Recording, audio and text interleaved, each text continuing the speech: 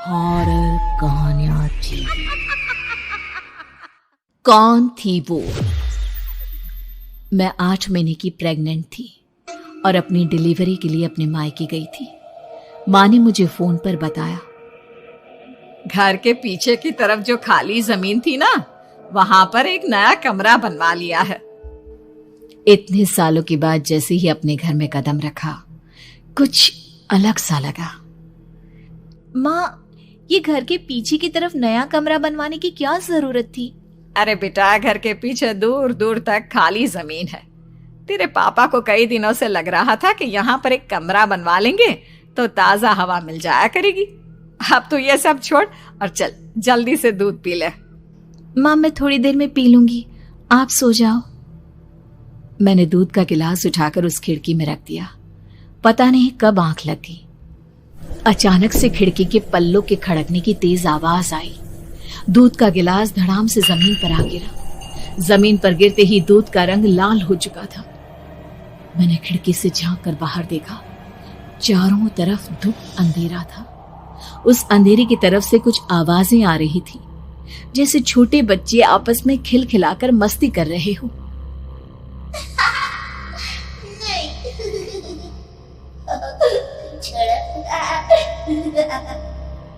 इतनी रात को इतने घनघोर अंधेरे में बच्चों की आवाज कैसे आ रही है? घड़ी में वक्त देखा तो ठीक 12 बजे थे। देखकर मैं सन्न रह गई। बुरी आत्माओं और भूतों की कई कहानियां मैं सुन चुकी थी। वक्त भी कुछ ऐसा ही था। ऊपर से मैं प्रेग्नेंट। सुना था कि ऐसे वक्त में अक्सर बुरी आत्माएं औरतों का पीछा करती है, तो क्या मेरे पीछे भी?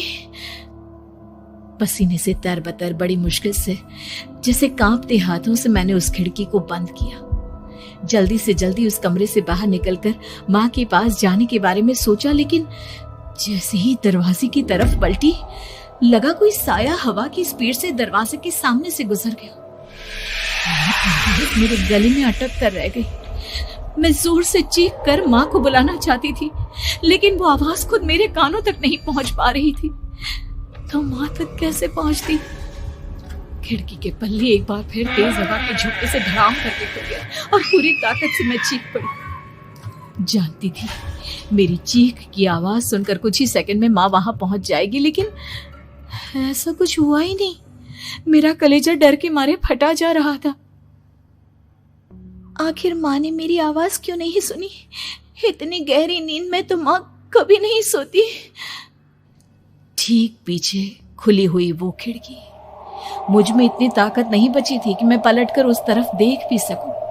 हवा का एक सनसनाता हुआ झोंका उसी वक्त मेरे कानों से आकर टकराया। लगा जैसे किसी ने दबी हुई आवाज में धीरे से मुझसे कहा, चली जाओ यहाँ से। मैंने दोनों हाथ अपने कानों पर रख लिए और एक बार फिर ताकत लगाकर जोर से चीखने की कोशिश की, माँ, पापा।